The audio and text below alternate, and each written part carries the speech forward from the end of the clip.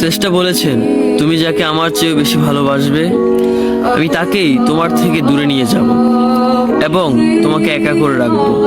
তিনি আরো বলেছেন, কখনো বলবে না তুমি তাকে ছাড়া বাঁচবে না, তবে তাকে ছাড়া আমি তোমাকে বাঁচাবো এবং পিছনের অনুগত সব আবেগ কুড়িয়ে নিয়ে তোমাকে দিব্যি সামনে নিয়ে যাব। তুমি কি দেখো না, ঋতুরাও বদলে থাকে, ছায়া দেয় যে গাছটা শুকিয়ে গেছে। তোমাদের ধৈর্য হারিয়ে যায়, কিন্তু তোমার শ্রেষ্ঠা ধৈর্যশীল এবং পরম দয়ালু। সেই ঝরে যাওয়া পাতার ঢাল থেকে আবারও সবুজ পাতা গজায়। তুমি দেখো না তোমার শ্রেষ্ঠার নিদর্শন, যে মানুষটাকে তুমি নিজের অংশ ভাবতে সেই মানুষটাও একদিন অচেনা হয়ে যায়, তোমার মন ভেঙে যায়। এমনকি তোমার বিশ্বস্ত বন্ধুরাও স্বার্থ পুড়িয়ে যাওয়ার পর বিশ্বাসঘাতকে পরিণত হয়। তুমি কি তা দেখো না? যে মানুষটাকে নিজের জীবনের চেয়েও বেশি ভালোবাসতে সেই মানুষটাও প্রতারণা করে।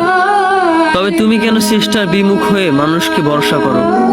অদ্ভুত এই পৃথিবীতে যখন তুমি ভাবো এটা হবে না কখনোই, কিন্তু কিছুক্ষণ পর সেটাই হয়। সেটাই হবার নয় কি? তুমি বলো আমি পড়বো না, অথচ তুমি পড়ো। তুমি বলো আমি বিরক্ত হব না, অথচ রোজ তুমি বিরক্ত হও। এবং সবচেয়ে বিচিত্র বিষয় হলো তুমি বলতে থাকো আমি মরে গেছি, অথচ তুমি বাঁচো।